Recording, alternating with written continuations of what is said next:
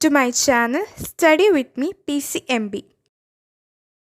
In this part of the chapter Moving Charges and Magnetism, we'll study a derivation which is very important for solving numericals. That is, motion of a charged particle in an uniform magnetic field.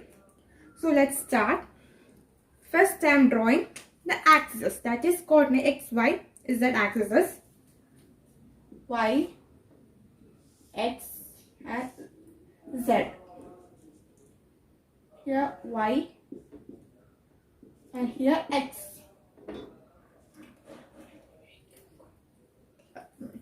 Then you can notice here this told is uniform magnetic field. So the magnetic field will be along the x axis, that is there. Here will be the magnetic field and the velocity will be like this. Velocity will be in this way. Then I am writing the equation F equal to Q V cross B. You remember this equation, we have derived this equation also. So in that derivation, just go back to that derivation. You can notice how we derived the equation. First we told F is directly proportional to Q.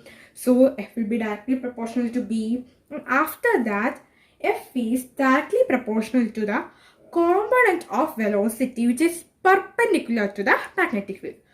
Which is perpendicular. That means we have to take the components of V. So here it will be, we'll go like this two way. Like this it will go. Here it is V sin theta and here V cos theta. So I am writing here V perpendicular equal to V sin theta and I am writing here V parallel equal to V cos theta. You understand what this means? Perpendicular means it is perpendicular to the magnetic field. It is like this, 90 degree.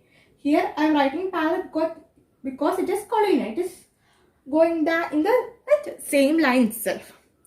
So after that, taking cross product, we can write Q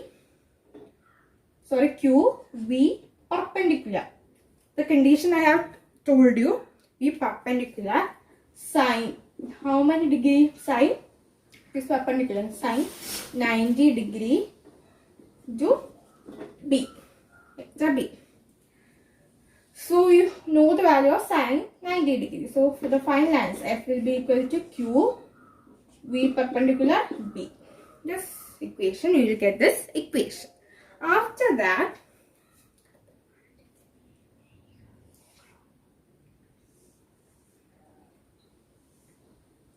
consider a plain paper. A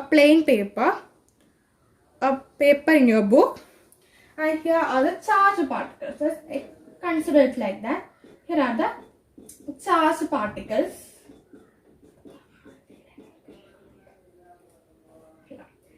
Take 4 points here. A, B, C, D. When we take this and when we examine the magnetic field and all, there you can find that a centripetal force is acting there. A centripetal force is acting. So the direction will be to the center. This is circular. It will become a circular. So the direction of will be in this way. The direction of A, B, D and C. So it will become like this. So a centripetal force is acting. So the formula is F equal to mv square by r. The formula you have learned about this. So here also F, here also F. So we can compare these two terms. You can compare that. So we will get that md square by r equal to q v b. You can get like this. We can cancel out. Here also I am writing perpendicular. So we can cancel these two terms. these two terms means this square is got cancelled. So the both terms got cancelled, and finally we will get the equation B perpendicular equal to Q B R by M.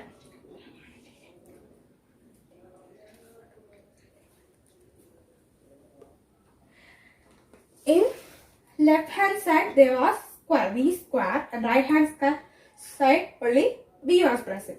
So this one of that got cancelled, and this one also got cancelled, and finally we got the equation V perpendicular equal to, so then only or V equal to Q B R by M. We got the equation. This is for linear velocity. The equation for linear velocity. Then you can find the angular velocity. I'm rubbing this diagram.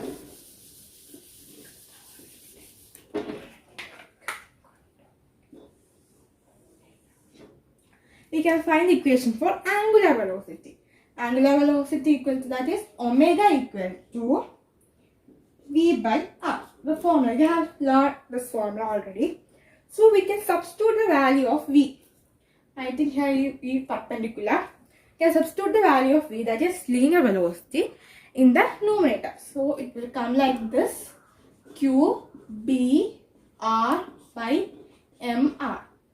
Here this R and this R will get cancelled, and finally you will get Q B by M. Finally you get the equation in this way for angular velocity. This is for angular velocity. After that we can find the equation of frequency. Frequency equal to, the formula of frequency is omega by 2 pi. So we can substitute the value of omega here. We will get Q B by 2 pi M. This is the equation for frequency. Then we can find the value of time period.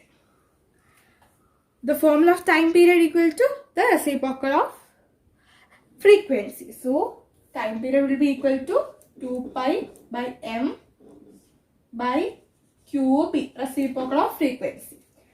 So finally we got many things from this derivation.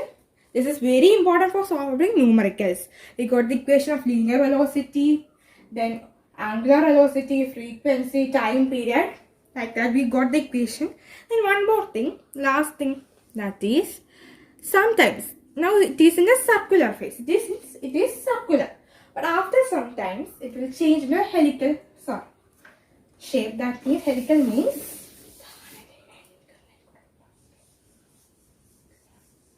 this way. It will be become like this, helical way. So when we roll it like this, we will get that shape. It will come like this.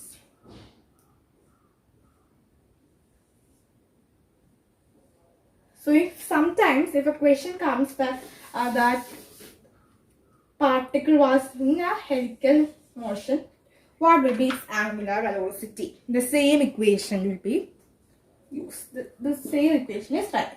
And another question comes.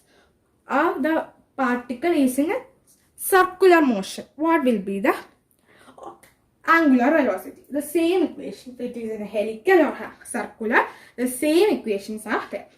The equation remains same. There won't be any change in that equations. So today we have learned the motion of a charged particle in a uniform magnetic field, and we derived the complete equation here. I drew 3 figures and rubbed some figures, and the complete derivation is seen here. You can go through it. If you want the notes of this, handwritten notes of this chapter, put a comment in the comment section. So thank you.